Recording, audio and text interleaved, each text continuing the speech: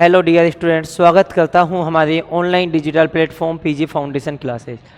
हम last topic बात कर रहे थे, लिमिटिंग रिएजेंट की बात कर रहे थे। आज हम लिमिटिंग रिएजेंट के कुछ न्यूमेरिकल देखने वाले हैं। जैसे आपका एक न्यूमेरिकल है, देखिए ये एक न्यूमेरिकल है। न्यूमेरिकल क्या है? In a reaction, reaction given है आपको 3a + b2 is equal to a3b2। If 180 atoms of A and 100 molecules of B react, ये दोनों रिएक्ट कर रहे हैं, मतलब आपको जो A है, आपको A के मोलिक एटम्स कितनी गिवन है? आपको A के 180। B के मोलिक्यूल कितनी गिवन है आपको? 100।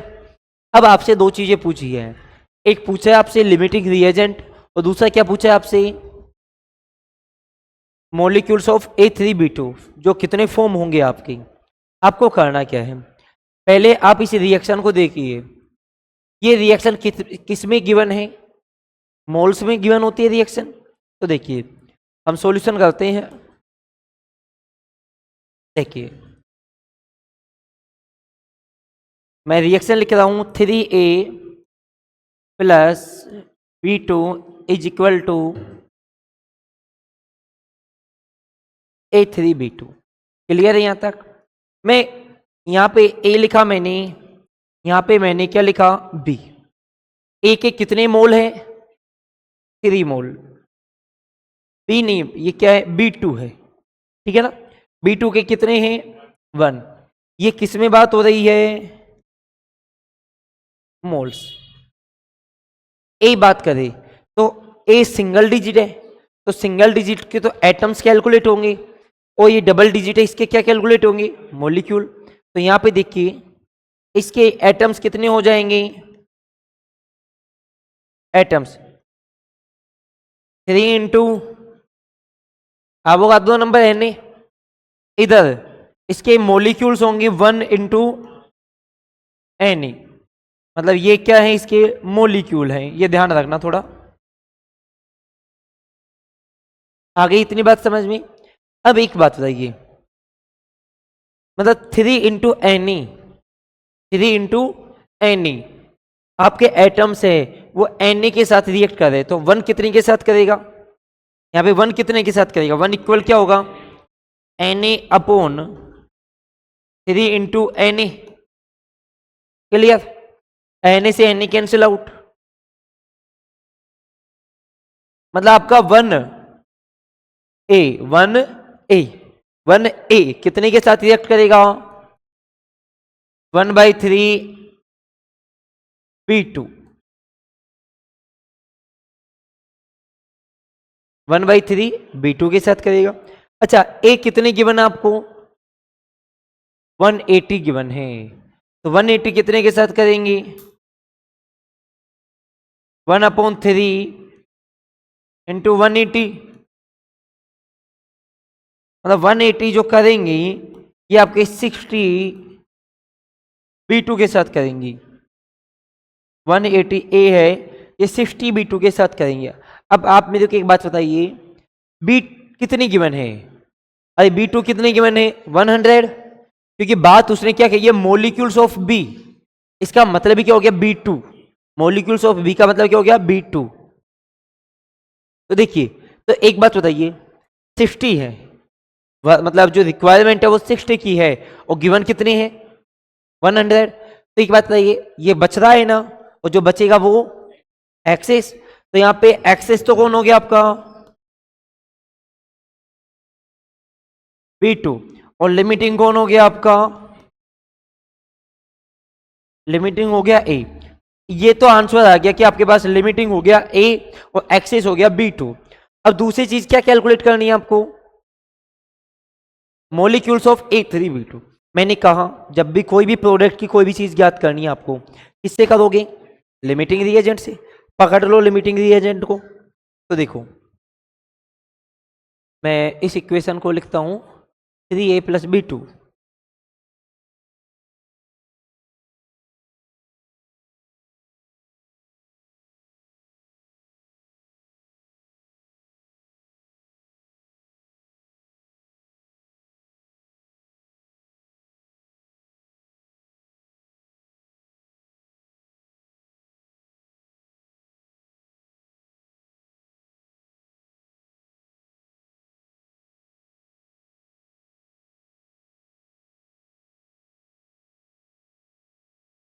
नेक्स्ट पे कैसे करेंगे?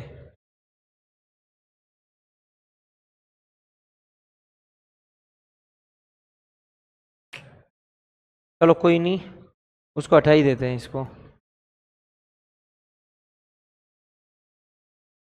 देखो इधर नेक्स्ट में लिख ही लेते हैं हम, ठीक है ना? क्या रिएक्शन थी आपकी? 3a plus b2 is equal to 3a3b2। अब देखो इसके वर्ग में कितने आए? 180। इसके वर्ग में कितने आए? 60। ये वर्ग वाली बात हो गई। अच्छा, लिमिटिंग रिएजेंट कौन आपका? ए। और इधर कौन लिखो? a3b2। अच्छा एक बात बताइए, जब इसका 3 वर्क कर रहा है तब इसका कितना फॉर्म हो रहा है? 1। 3 से कितना फॉर्म हो रहा है इसका? 1। मैंने लिखा यहां पे मोल्स, ये 3 ये 1। इसकी बात करें तो 3 इंटू एन ए, 3 इंटू क्या होगा? N A. इधर 1 इंटू क्या होगा? N A. अब बताइए वर्क में कितने आ रहे हैं? अच्छा इसके पहले 1 की कैलकुलेशन कर ले। 1 इक्वल क्या होगा? N A upon 3 into N A. N A से एन ए कैंसिल आउट। कितना वर्क में कर रहा है एक्चुअल में? 180। 180 इक्वल 1/3 इंटू 180। कितना आंसर आएगा? 60। मतलब आपके पास आंसर क्या आया? 60 मोलिक्यूल्स ऑफ A3B2। अब बताओ समझ में आ गया नहीं आया? आगे होगा समझ में? हम चेक कर लेते हैं एक बार इसका। लिमिटिंग रिएजेंट कौन था आपका? ए या बी? ए था। और आपके 60 मॉलिक्यूल्स फॉर्म हुए हैं।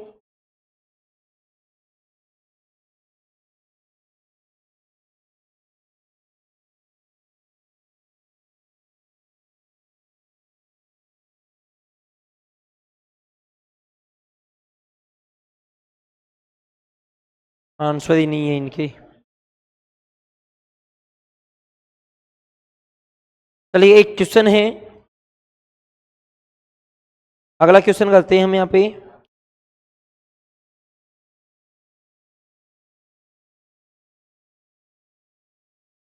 देखिए ये क्वेश्चन आ गया ना समझ में आपको? नेक्स्ट क्वेश्चन करते हैं। ये है KClO3, ठीक है ना? इसको हीट कर रहे हैं हम लोग, और यहां से KCl प्लस O2 फॉर्म हो रहा है। KCl प्लस क्या फॉर्म हो रहा है? O2। आपके पास क्वेश्चन क्या है वो ध्यान दो आप। आपको इसकी क्वांटिटी गिवन है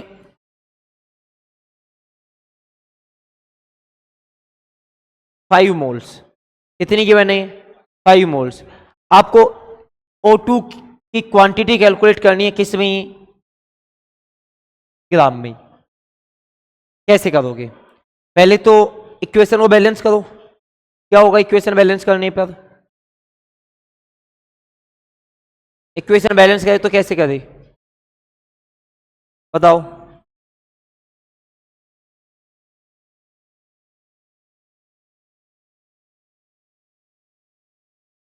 अच्छा KCl के आगे तो 3 लगाए। अच्छा और?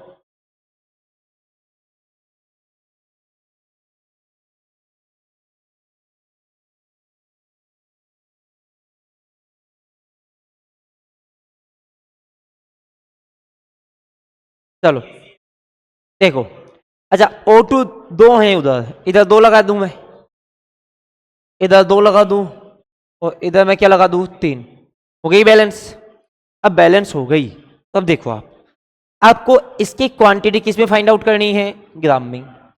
अच्छा मैंने यहाँ पे लिखा KClO3 लिखा, इधर मैंने क्या लिखा? O2। अब एक बात बताइए, इसके 2 से कितना फॉर्म हो रहा है इसका? 1 से कितना होगा? 3/2। अरे 1 से यही होने वाला है। तो बताइए कितने गिवन है? 5। 5 से कितना होगा? I mean 7.5। 5 या 15, 15 में 2, 7.5।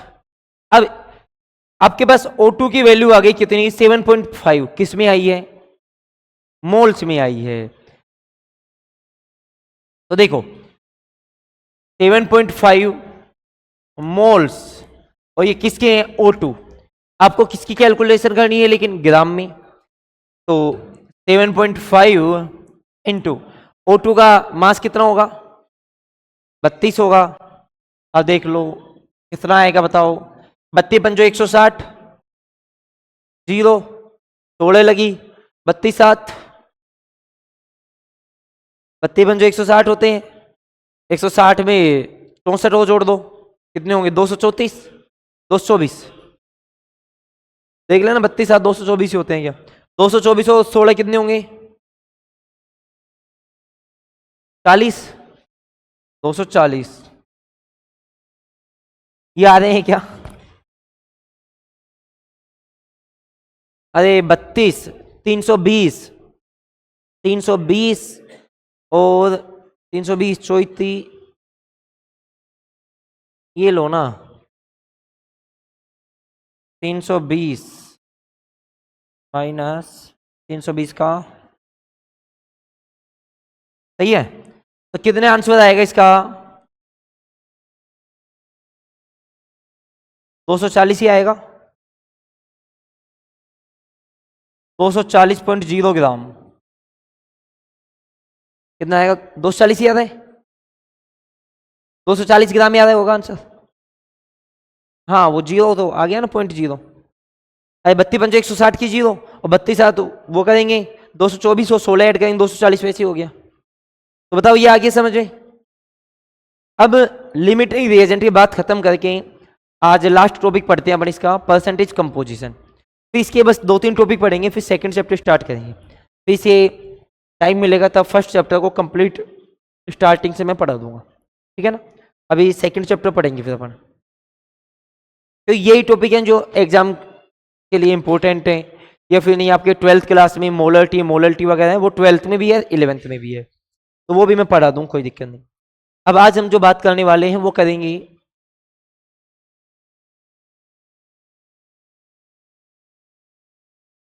Percentage composition.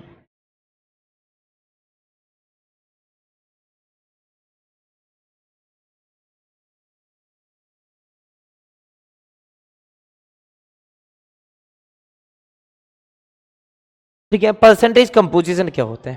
पहली बात तो कोई भी, हाँ प्रतिशत संगठन, पहली बात तो हम अपनी परसेंटेज कैलकुलेट करते हैं कितने में से, 100 में से। मतलब आपके जो भी नंबर आए वो 100 में से आए, वैसे ही कोई भी परसेंटेज वैल्यू आएगी वो कितने में से आएगी, 100 में से आएगी, 100 में से आएगी।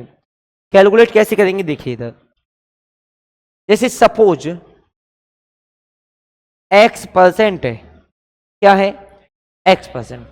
इसका मतलब क्या हो गया, परसेंटेज हटाता हूं तो डिवाइड में कितना होता है, 100। मतलब कोई भी वैल्यू है ना वो 100 में से x है।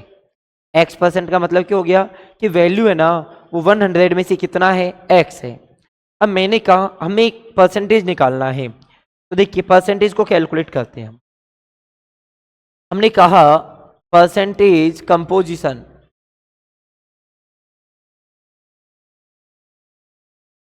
Of x, percentage composition of x।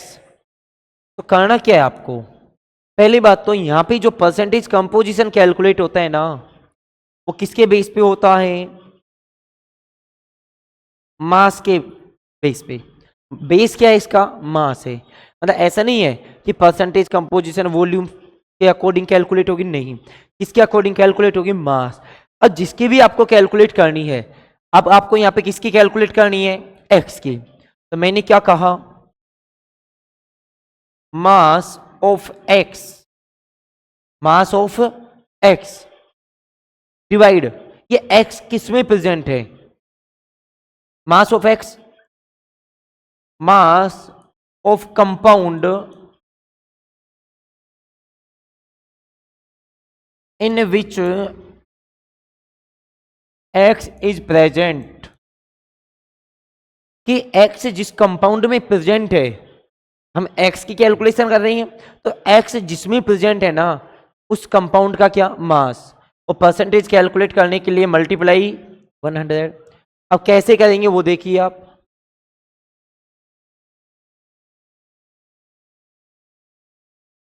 देखो कैसे करेंगे हम उसकी बात करें।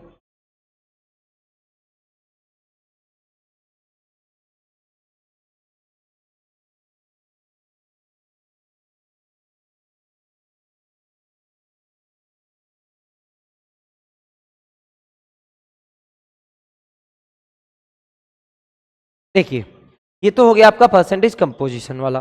अब जैसे मान लीजिए हमने कहा कि ये कोई कंपाउंड है, क्या है ये, कोई कंपाउंड, इस कंपाउंड में एक्स प्रेजेंट है। कौन प्रेजेंट है इसमें, एक्स प्रेजेंट है। मैंने कहा इस एक्स का जो मास है वो सपोज 16 है। एक्स का मास कितना है, 16। और ये जो कंपाउंड है जिसमें एक्स प्रेजेंट है इसका सपोज 60 है। कितना है, 60। तो आपको क्या करना, इस 16 को डिवाइड करना किससे, 60 से, और मल्टीप्लाई करना 100 से। ऐसे आपका आंसर आएगा। अब जैसे हम एग्जांपल लेके चलते हैं।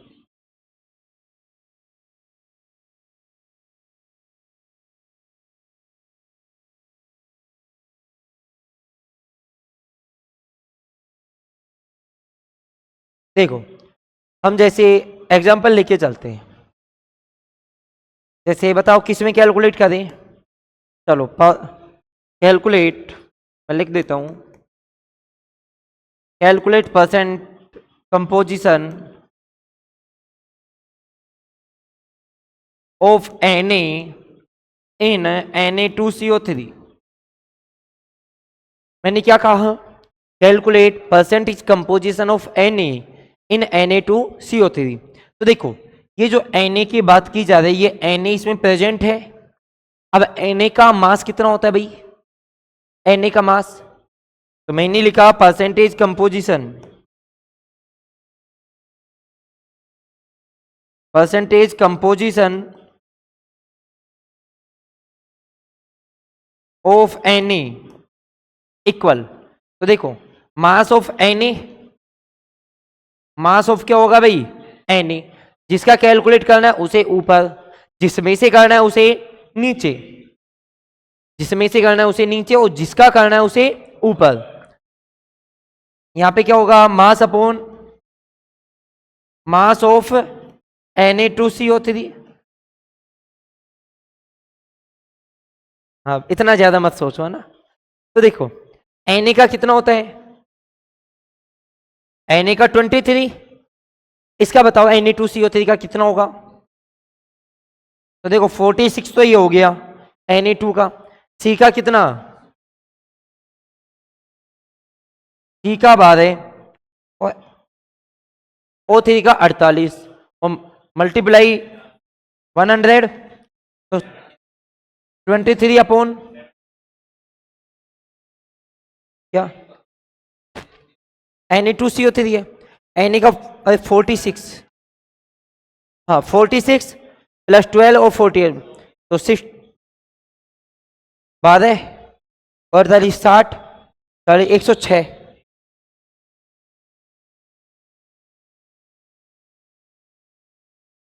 बताओ कितना आंसर आएगा। 2300 को डिवाइड करना है 106 से, तो 23 बार तो वैसे जाएगा। यदि 106 को अपन 23 से करेंगे तो कितना आएगा, हाँ काट लो, ये लो तुम लोग काटो, मैं फिर सीधा आंसर लिख देता हूं।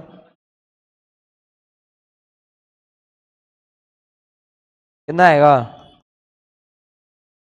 2300 अपॉन 106, 22, 22 का 132, 22, 21 पॉइंट कुछ बाहर जाएगा, 21 पॉइंट कुछ बाहर जाएगा।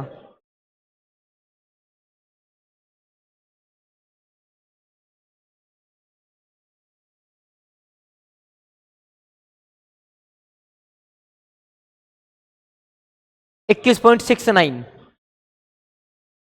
21.69%। हाँ तो 69 और 7 बात वही है, तो ये आंसर आएगा आपका 21.69 आंसर। भाई जिसकी कैलकुलेट करनी है ना उसे ऊपर, जिसमें से करनी है उसे नीचे, और मल्टीप्लाई में 100 आंसर आगच्छति आ जाएगा। जैसे एक और देखिए, अब आपको करना है परसेंटेज कैलकुलेट करनी है आपको, मतलब एच की करनी है इन, एच का करना है HNO3 में। बताओ क्या आंसर आएगा। अरे वो तो देखो, H अपॉन HNO3 100, तो 1 अपॉन 63 आएगा। देखो HNO3 की HNO3 48, 48 हो 14 62, 62 और 63, मल्टीप्लाई में 100, 100 अपॉन 63, 1 टाइम तो जाएगा ही जाएगा। वो कितना बचा 37, 37 का मीन 370, 370 में 36 36 36 18 नहीं 1.5 टाइम, 1.5 के आसपास आएगा। हाँ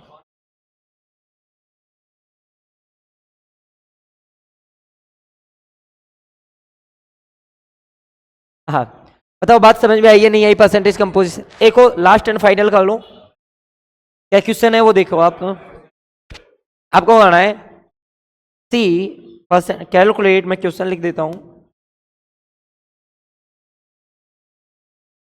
calculate percentage of carbon in sugar. Question क्या है, calculate percentage of C in sugar. Sugar का फॉर्मूला मैं लिख देता हूं। शुगर का फॉर्मूला क्या होता है, करके बताओ, करके बताओ क्या आंसर आएगा।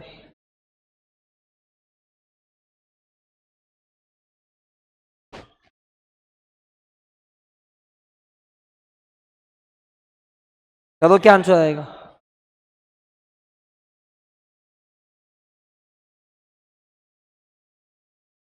42 के आसपास आएगा। अच्छा देखो ये आएगा 342, एक बार कैलकुलेट कर लो। देखो अरे 144 प्लस 22 प्लस 176, कैलकुलेट क्या हो 342 ही आएगा, 342 आएगा इसका।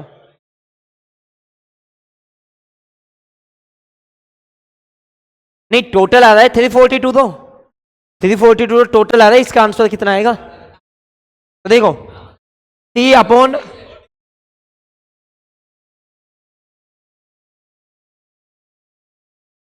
144, 12 इंटू 12 144,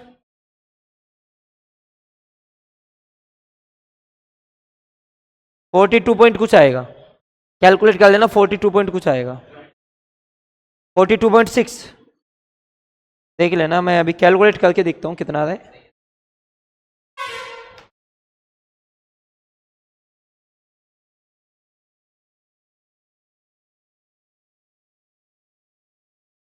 वन 144 डिवाइडेड ये आएगा 42.10, ये आंसर आएगा 42.10।